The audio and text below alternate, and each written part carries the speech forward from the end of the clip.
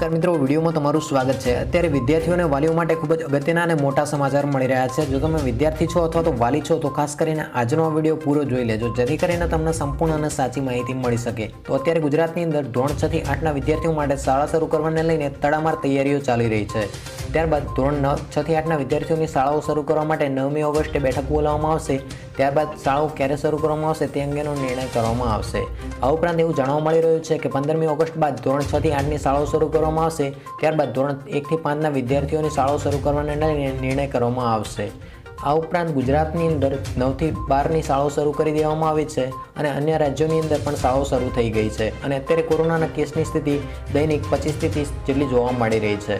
તો ગુજરાતની અંદર 15મી ઓગસ્ટ પછી ધોરણ 6 થી 8ની શાળાઓ શરૂ થઈ શકે તેવી શક્યતાઓ જોવા મળી રહી છે। તો મિત્રો, આજના વિડીયો પર તો બસ આટલું જ। વિડીયો ગમ્યો હોય તો વિડીયોને લાઇક કરી તમારા મિત્રો સુધી જરૂરથી શેર કરજો અને આવી જ માહિતી મેળવવા માટે આપણી આ ચેનલને સબસ્ક્રાઇબ કરી લેજો। ફરી મળીશું તો નવા જ વિડીયોમાં નવી માહિતી સાથે। ત્યાં સુધી રજા લઈશું। જય હિન્દ, જય ભારત।